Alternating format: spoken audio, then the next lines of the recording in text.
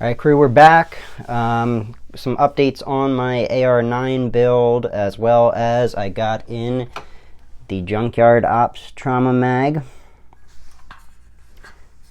Let me get this thing to focus here. It's camera's lagging. There we go.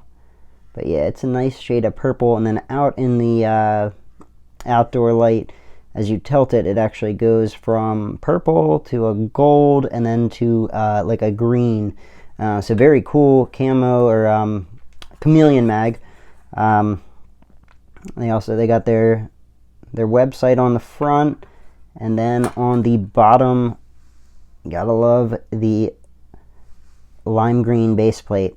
I really dig that. I think the purple and the lime green together just are, it's a nice touch. It looks super awesome. So excited to run this at my next range day, which is coming up here soon. They also sent over a couple stickers. So this one has a lower, and it's got the Miami Tiger mag in it. Pretty cool. Got that tropical vibe. And then this other one, the detail on this is very impressive. So you've got the Junkyard Ops raccoon in a dumpster, and then within that there are Miami Tiger mags that are filling the dumpster. And then he's got the quad night vision. Looks like a Mark 18 upper receiver with a Surefire can, and then even the detail down to the little bumpers on the dumpster are the Junkyard Ops logo. So this is pretty badass. Huge shout out to Alan and Ryan for sending this over. The stickers, the mags, these are sweet dudes. Excited to, I gotta figure out what I'm gonna put these on. These are kind of big, so don't think it'll fit on my small Pelican, but I'll find a good spot. But let's hop into the AR9. So I unboxed this the other day, the Magpul MOE K2 Plus that I got off Brownells. So the K2 Plus is a overmolded grip. So the bottom, as you can see all the black around here, it is plastic, and then it has a rubber overmold over the plastic. So my initial impressions, granted I haven't gotten to the range yet, hopefully maybe take this out when I get out there next, is this thing is going to be slippery. My feel is there's not much texturing to this. I mean, they have their very fine texturing, I guess I'd call it, and then the grooves on the front. But I'm used to, set this down and I'll show you what I'm used to. This is what's going on my scalper build that, yes, I'm kind of dragging heels on throwing that together, just trying to knock out some other projects. But this is done up by Sinner Customs with a K. Give him a follow on Instagram or Facebook. But he does a wonderful job on these B5 grips for me, and transitioning to using this to trying to use this, it's like night and day. The Sinner Customs definitely this and all around.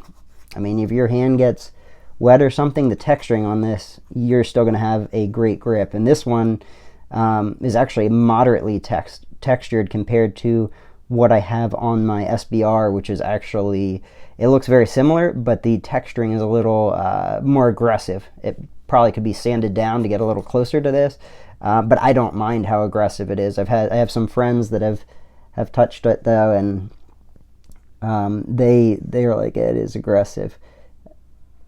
So I guess I've got a little bit of calluses built up on my hand. I'm fine to run it. But if you have not done a stippled AR grip, I cannot recommend enough trying one out. Either the B5, doing one with a B5, or I haven't messed with the Reptilas yet, but they seem to be extremely popular as well, and another good option. So, but let's swing back over here to our AR9. So this is our unbranded AR lower. which is, it's like the new Frontier lower, but they've milled some off of the front here, and then they've milled more around the mag release. It is a neutered pocket, so it, and then it does have the markings for the safe, semi, and auto.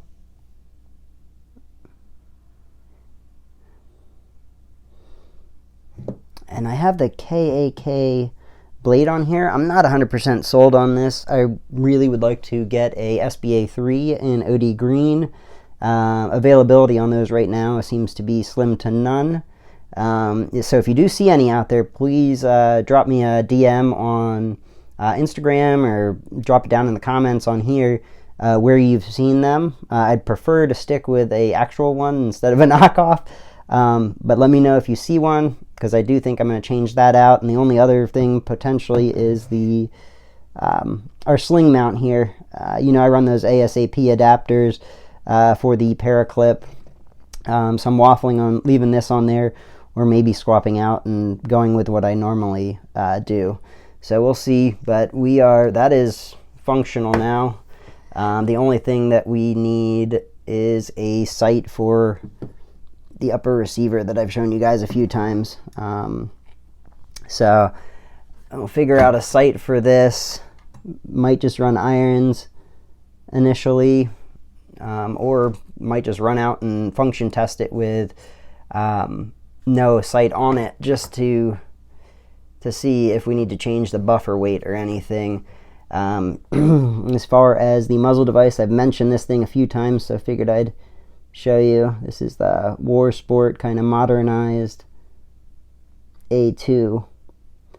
And they designed these so that they work with 9mm and 5.56. So it is a 1/2 by 28 threading. If you are familiar with AR9s, when they released them, so people would not get the muzzle devices confused, they actually did 1/2 by 36.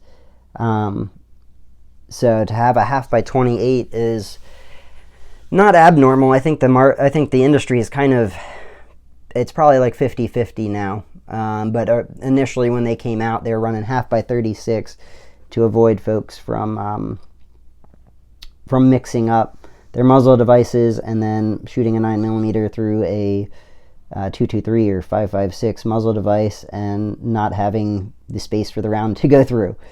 So I might run this for a little bit, but honestly I'm probably going to end up with an Angusted Arms 3-lug so that I can mount my can. But excited to get this out there running. This thing's been sitting for a while, so I will keep you guys updated, let you know my final thoughts on this K2 Plus once I actually get out there and use it. But I will catch you guys later. Run suppressed, stay blessed.